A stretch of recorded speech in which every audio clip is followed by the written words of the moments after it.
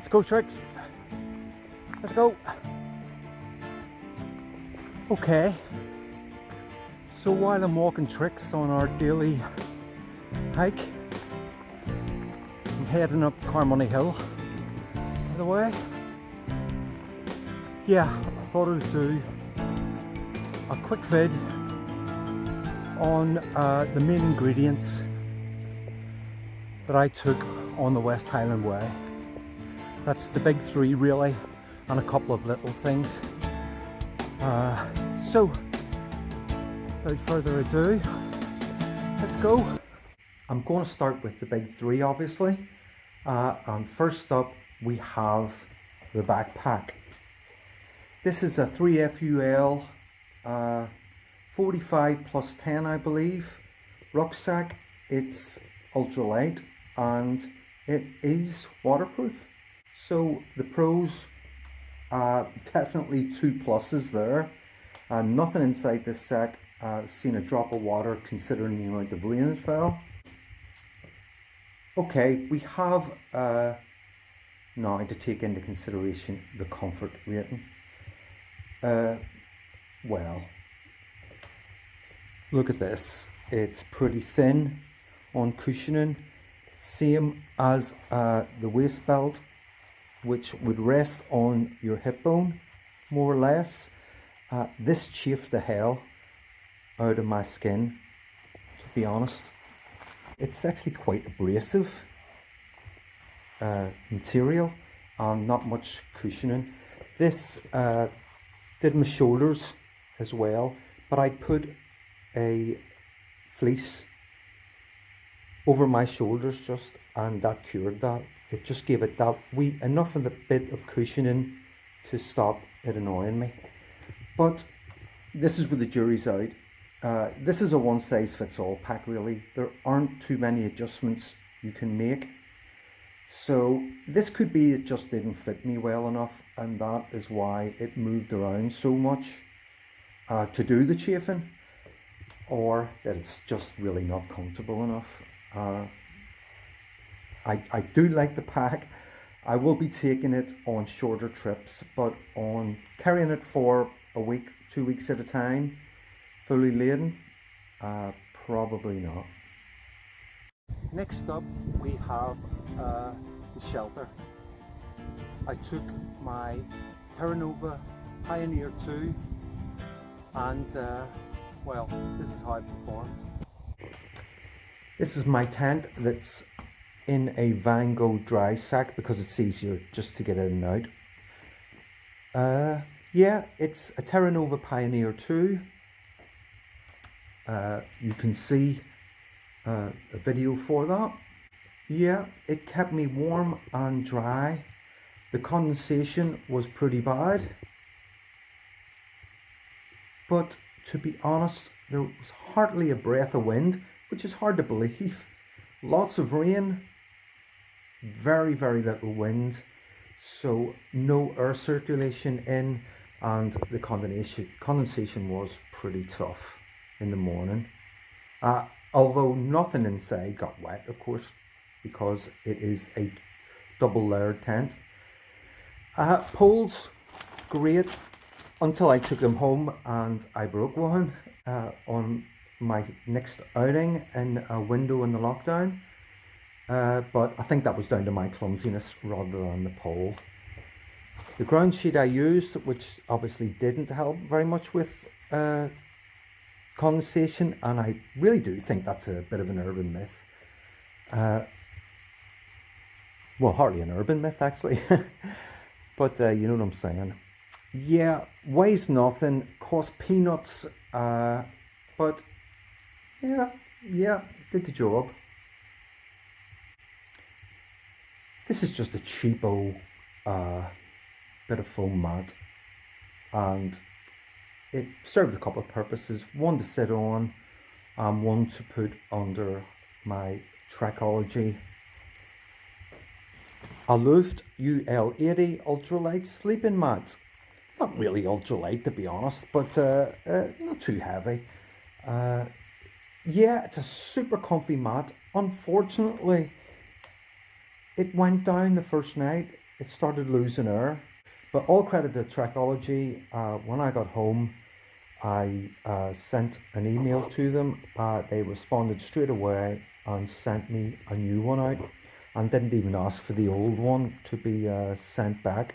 So I'll try and find where the leak is in the old one and patch it, and hopefully I'll have two. I haven't even tried this new one yet, so hopefully I won't have the same grief.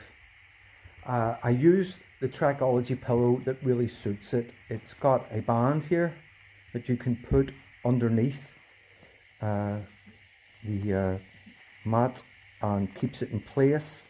A couple of wee blows gets that in order, and super comfy. Great. I really can't complain about the Trekology apart from it going down, but it didn't go down fast enough to really ruin a night's sleep. Here, lastly, we have the Leviathan EV Evolution OEX. It's a 900 down sleeping bag. It looks quite bulky here, but it's sitting on top of some stuff. Yeah, it's warm. What can I say?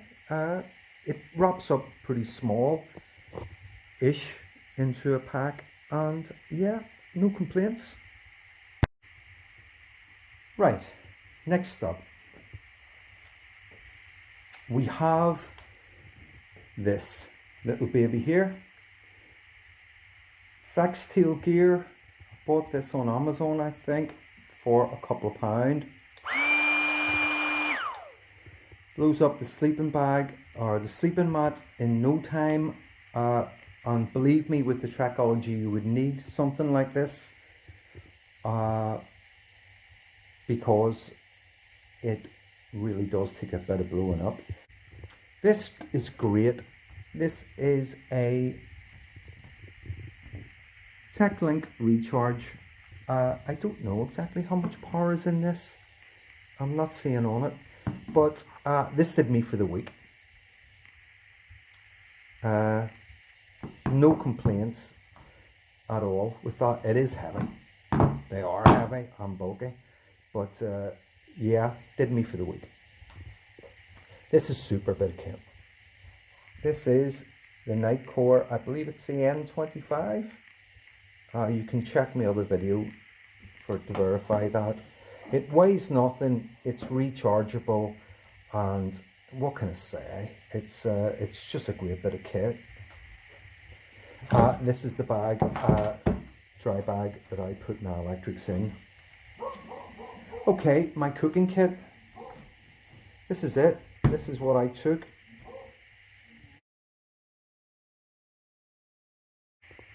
It all fits nicely into this Trekology sleeping mat bag that came with it.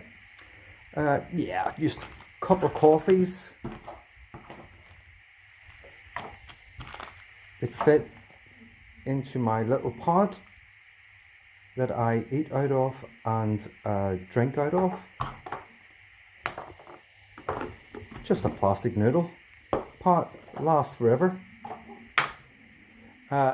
My stove, the wee BRS titanium, it costs about £15 I think on Amazon. Fantastic bit of kit, hasn't let me down. Really no complaints about this. I don't see why you would want a bigger, heavier one. It boils the water in good time. And the lighter. All this stuff fits nicely into this, which fits nicely into this. This is my Optimus windshield, which holds just a wee titanium mug for boiling water. This is how it sits. This is how it packs. Tricks, water.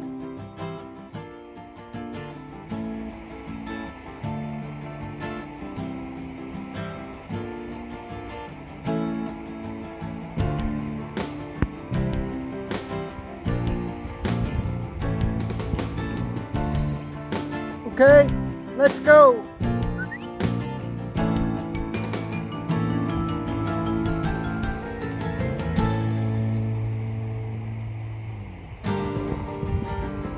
Okay, last up, and on a day like this it would be easy to forget about these things, but on these islands they're absolutely crucial. Yeah, waterproofs. Okay, my wets.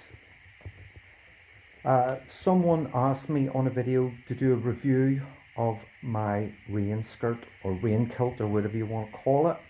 First up, I'll just tell you, this is my North Face jacket. I've had this for years. It's kept me dry for years.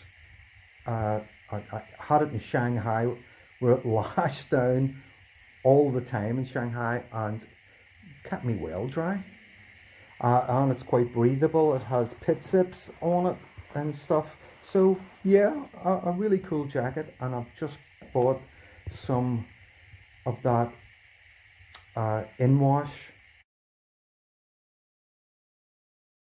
This is the rain skirt stroke kilt, and here it is, folks.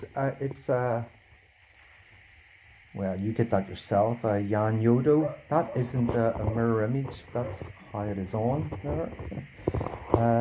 Yeah, what can I say? It weighs nothing, absolutely nothing. Scrunches up tiny into a tiny bag that fits in the pocket of my North Gear jacket, and it kept me perfectly dry to right down to the knees. No trouble at all. I would surely recommend one of these. They cost peanuts, and they weigh nothing, and they keep you dry. It has a wee clip on the top and Velcro, but here's the important bit right here, close to the bottom. It has a clip that you can tighten so that when the wind gets up, it doesn't blow your kilt up, you know, which could be embarrassing in Scotland. Yeah, no, that keeps that well strapped down, and yeah, absolutely no complaints about that. So the gentleman that asked, it's definitely a thumbs up for the rain kilt. My high gear gaiters, yeah, got these in Go Outdoors, pretty cheap. They were reduced, so I got them. The straps broke on them that go underneath your feet. Doesn't matter. Didn't need the straps, to be honest with you. They zip and clip, or zip and button. Yeah, great. Kept my feet, the top of my boots dry, top of my socks dry, and from about just below the knee down, they kept my trousers dry. Yeah, no problems at all with these. They're not particularly heavy or bulky. I just wore them all the time because you were always going through a bit of wet at some point. Yeah, no problem with those at all. Last but not least, my Solomon Gore-Tex boots. They're not too sweet at the moment, obviously. I've been doing quite a bit of walking in them around since I got back. Yeah, super comfy. I've put a few miles into these over the last, I think I've had them for about a year. They're like bedroom slippers. I had no blisters, just great. But like all Gore-Tex boots or Gore-Tex shoes or trail runners, they're not waterproof. So with this lovely sight of my feet, that's a wrap.